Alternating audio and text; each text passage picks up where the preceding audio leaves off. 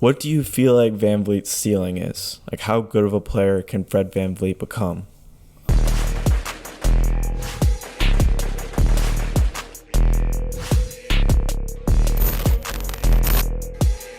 Hey, what's up, guys? Welcome back to Clutch Takes, a channel where we talk about all things NBA with a focus on the Toronto Raptors. Today we're going to be talking about Fred VanVleet and how good he can be. After Fred VanVleet's historic night when he dropped 54 points and broke DeMar DeRozan's record. To him to have a special night like this, look at Kyle looking for him. He gets another two. And there it is.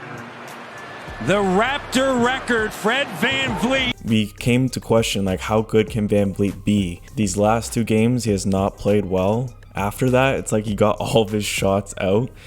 After shooting his best career field goal percentage too, I'm pretty sure, like 74% on that ridiculous game. He comes out and gets 25 and 33% field goals. And this has been like a thing with VanVleet throughout his whole career, is that he's hot and cold. He'll either shoot like really well or really poor. In the 23 games that he's played, he shot 10 times over 40% and 13 times under 40%. Evan, what do you have to say about VanVleet? Well, it just shows that, like, you know, I feel like it comes to like a certain play style or team Boy, if you don't get defense that he's playing against, that he has to shoot well. I just think that, like, with him, it's just that his height is like limits him from being a really good player. So he has to shoot over, like, I think last night he was shooting over Collins, which he's like 6'11", and Fred VanVleet clearly wasn't going to hit it. A lot of times we see him try to shoot over players that are way bigger than him, and he fails multiple times. Yeah, you've been like a disbeliever in VanVleet in the past. You started growing on him more this year, but what would you say? Would you say, like, VanVleet, like, what would you say some of his strengths and some of his weaknesses are? I know you just said some there, but they're just like key points, like strengths and weaknesses. Well, strengths are obviously his 3-point shooting is really good, and he can be a very good passer when he wants to be. And I think this year he's shown that he's been playing more as a team, which has gotten the Raptors to get more wins recently. I don't know. He's just like, sometimes he can be a hog and he thinks like he's a Kyrie and he takes the ball and tries to drive on like 7-foot players and loses it multiple times. But when he does do great plays, he looks really good. Well, I would say like a simple way to break down like strengths and weaknesses is that he's a very good 3-point shooter. I would say he's definitely above average defender. We've seen him lock up players like Steph Curry multiple times, which is like very hard to do. And makes us have one of the better defensive backcourts in the league with Kyle Lowry there as well. And obviously, when VanVleet is the primary passer, he can definitely rack up the assists too. So I feel like VanVleet, the times when he gets in trouble is when he goes against taller teams, you know, like the 76ers or the Milwaukee Bucks. He really struggles against teams like that, as he needs to definitely work on driving in the lane. His 54-point game is actually the best version we've seen of VanVleet, obviously, besides the points. A lot of people were saying that the 54 points came easy, like, oh, it came easy. Like, how could it come easy, right? But it came all in, like, the flow of the offense. He hit all those 11 threes before the fourth quarter, which is, like, amazing. 54 points is good, but don't forget that a lot of players like Warren or even T. Ross has had 50-point games. Not to take it away from him, but I'm just saying, like, not everyone who gets a 50-point game is going to turn out to be like all-star.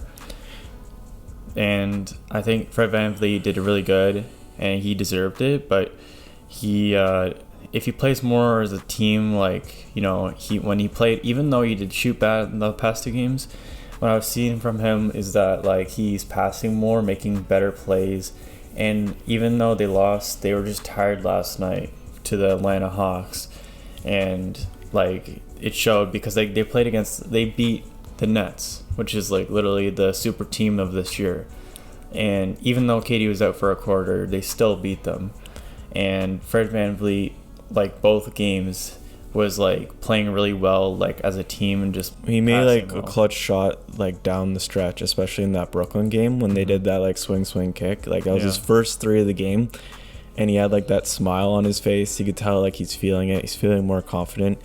But like what I was saying about like that game when he dropped 54 points though, is that's how we need to play. VanVleet, when he's not forcing the play, when he's not trying to be like the number one option, it's just coming to him naturally. I feel like that's what VanVleet is supposed to be. He's not supposed to be the number one option of the team. He's supposed to be like a player that plays his role. He can hit his threes. He can play make. Like, his contract is not a max contract for a reason. And we want to talk about if he's overpaid, underpaid, or just right. In my opinion, I feel like he's just right.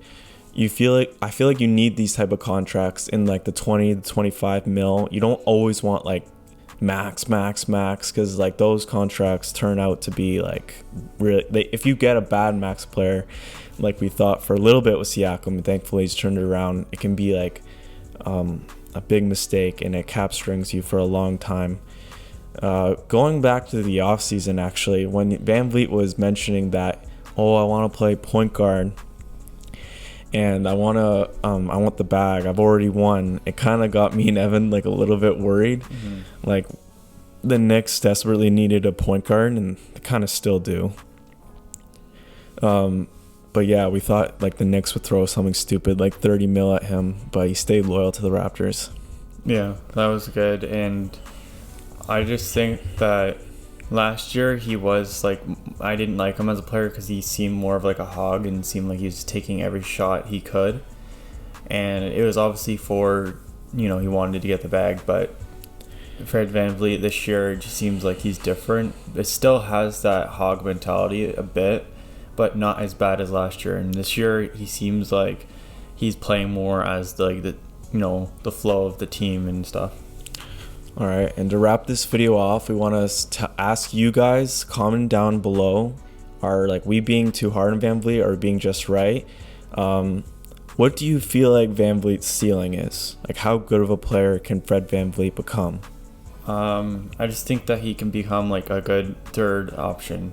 Like, if like, for example, I'm trying to think of a team, like obviously not the Golden State Warriors, but like a Klay Thompson or like a Kevin Love, like a player who's like a third option on a championship team. Like, they could be a second option on a bad team, but like on a championship team, they're a third option. Yeah, I would say so too. Fringe. I wouldn't say like he's definitive like a third option, because a lot of third options on championship teams are all-stars. But like, I'd say he's like fringe, like he can be a third option. Well, do you feel like he can become one of those guys though? He can become, I'd say. Yeah, I would say so too, especially if he plays like that game against the Magic more consistently. Yeah, I feel like he just needs to like stop forcing it and play into the flow of the offense. It's easier said than done, but overall, VanVleet is proving his worth with this contract, and I feel like he'll continue to get better, especially once we get a reliable center. I feel like the more assists will come, and it'll open up the floor a lot more for VanVleet to get good looks, so that he doesn't have to shoot way over people. A person who can set screens so he can drive and get easier looks at the basket. I feel like the situation he's in right now with the Raptors having no centers really is limiting his value a little bit, but it's good to see VanVleet grow, and I feel like he definitely could be a third option on a championship level team. So that's going to do it for the video. Let us know what you guys think. Is VanVleet going to be an all-star? Should he make the all-star team this year? He definitely is a fringe all-star. I would say like maybe it's tough, but I'm not sure because a lot of good guards have stepped up this year. But yeah, let us know what you guys think, and we'll see you guys next time.